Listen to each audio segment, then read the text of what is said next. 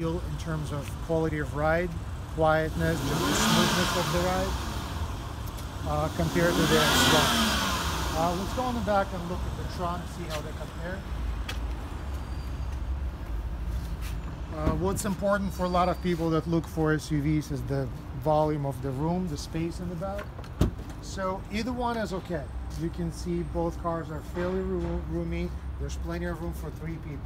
This one is narrower, so 3 people will not be as comfortable. This one's a little bit wider.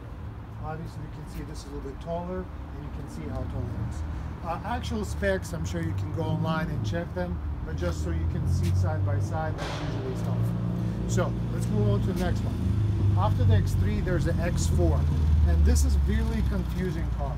X4 is like a coupe version of the X3. What makes it a little bit complicated is that this is based on the previous generation X3. So while X3 is new, this is older model, and you can see even like the key is still the old design, and just in the design cues you can see that it's a little bit outdated. But other than that, comparing between X3 and X4, this is just a coupe style, coupe-like car. You see the line goes much lower. There's a little bit less headroom in here. The trunk opens obviously differently. So you get pretty much the same footprint as the X3, but you have less volume by room. What you do get is you get a much better looking car. It doesn't look like an SUV, and when your center of gravity goes lower, performance handling improves as well. So you get those 2 advantages. Other than that, it's not personally my favorite, and this car, it's not a volume car. We never sell a lot of these because, again, it's not the most practical car. But if you want a good-looking car that's good in the snow, you don't need a lot of room, this is good. Let's move on to the other 2. Go this way. So then we have the X5 and the X6. Really quickly, X6 to the X5 is same as the X3 to the X4 to the X3. It's the coupe version of this car. Same idea.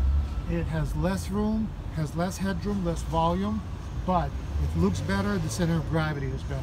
That's basically what you get. Otherwise, X5s, this model's been out since 2014. It might get refreshed or rebuilt in 2019, we're not sure yet. This is the flagship for BMW SUV for now. In terms of drive quality, the handling, it's really close to the 7 Series. Just the feel of the car inside, very close to the flagship car. Plenty of room, available 3rd row seat. I have other videos. Right now, this is the only car with available 3rd row seat. It's kind of cramped. I have a separate video that you can see how big it is.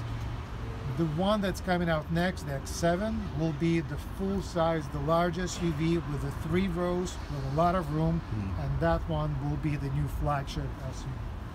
So that's it for the lineup that we have right now. I do have separate videos for pretty much all of these cars, and as new models come out, I'll put some more. Thanks for watching. Hey, this is Mico, and I wanted today to walk you through the options for BMW SUVs. BMW right now expanding their lineup of utility vehicles, and I just want to show you how to make sense of what they're offering. So right now we have, first of all, the lingo, the language that BMW uses. They call, instead of SUVs, they say SAVs, and that's for sport activity vehicles. They also have SACs, sometimes they call it, for sport activity coupes, and I'll show you those cars as well. So right now we have cars starting from X1 all the way through X6. There are 2 cars missing, and they will be available later this year, the X2 and the X7. So that once that's done, it'll be from 1 through 7. You'll have X for every digit. So let's just go through and try to make sense. Starting with the X1, this is the smallest one. This is what you could call compact SUV or crossover. Literally, this car is really close to basically a wagon. It's a little bit taller than the wagon, a little bit more room and more compact, but very similar idea. It is available in an S-Drive, which is front-wheel drive, or X-Drive, which is all-wheel drive. That's the most popular. You get a little bit, it's not fully BMW because the platform, like the underpinning, the main base is similar to the Mini, which you have in the Mini Countryman. And when you open this car, you could see some how it's different. The shifter of the car is different. The seats are a little bit smaller, so they're different in that sense from BMW. But otherwise, you still get BMW handling and fit and finish, the quality of materials, everything is the same. This model is the second generation. This actual generation's been out since 2016, so we're now in the third year, and it's going great. It's a great small family, entry level, or city car. Very easy to park. So again, we're missing one car. The X2 will be similar to the X1, but more performance oriented, more coupe style, coupe-like. I have not seen one yet. Once it comes out, there will be video out. Now we have the next one is the X3.